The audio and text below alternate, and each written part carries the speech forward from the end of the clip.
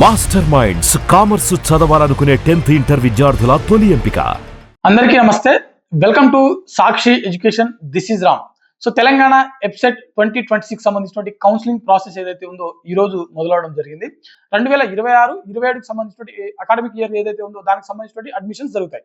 So వీటి ద్వారా మనకు ఇంజనీరింగ్ స్ట్రీమ్ ఒకటి, అదేవిధంగా అగ్రికల్చర్, అదేవిధంగా మనకు ఫార్మసీ సంబంధించినటువంటి వివిధ కోర్సులు ఏవైతే ఉంటాయో వాటికి సంబంధించినటువంటి అడ్మిషన్స్ అన్ని కూడా మనకు తెలంగాణ రాష్ట్రంలో ఉన్నటువంటి కాలేజెస్ ఏవైతే ఉంటాయో వాటిలో మనకు దీని ద్వారా మాత్రమే నిర్వహించడం జరుగుతుంది.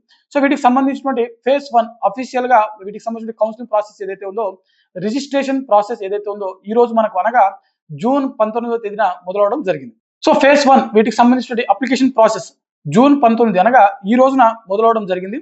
సో దీని ద్వారా అంటే అప్లికేషన్ ప్రాసెస్ సంబంధించినటువంటి మనకు బేసిక్ డీటెయిల్స్ ఏవైతే ఉన్నాయో అవి ఎంటర్ చేయడము, దాంతో పాటుగా అప్లికేషన్ ఫీ చెల్లించడము, అదేవిధంగా స్లాట్ బుకింగ్. సో వీటికి సంబంధించినటువంటి కంప్లీట్ ప్రాసెస్ ఈ రోజు నుంచి మనకు జూన్ 28 వరకు అందుబాటులో ఉంటుంది. ఓకే, జూన్ 19 నుంచి జూన్ 28 వరకు మనకు అప్లికేషన్ ప్రాసెస్ అనేది అందుబాటులో ఉంటుంది.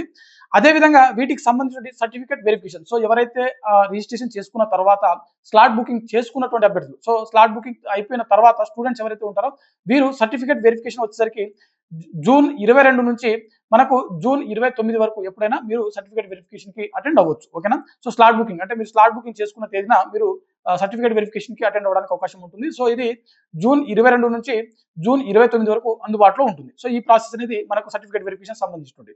అదేవిధంగా వీటికి సంబంధించినటువంటి వెబ్ ఆప్షన్స్. సో ఎవరైతే సర్టిఫికేట్ వెరిఫికేషన్ పూర్తి చేసుకున్నటువంటి అభ్యర్థులు అంటే 22 తర్వాత మనకు స్లాట్ బుకింగ్ సంబంధించినటువంటి అయిపోయిన తర్వాత మీరు ఎవరైతే సర్టిఫికేట్ వెరిఫికేషన్ పూర్తి చేసుకుంటారో వీరు వెబ్ ఆప్షన్స్ పెట్టాల్సి ఉంటుంది కదా. సో వెబ్ ఆప్షన్స్ వచ్చేసరికి మనకు జూన్ 25న ఓపెన్ అవ్వడం జరుగుతుంది. జూలై 1 వరకు ఇది మనకు అఫీషియల్ వెబ్సైట్ లో అందుబాటులో ఉంటుంది. సో సర్టిఫికేట్ వెరిఫికేషన్ అయిపోయిన తర్వాత మీరు ఖచ్చితంగా వెబ్ ఆప్షన్స్ పెట్టుకోవాల్సి ఉంటుంది.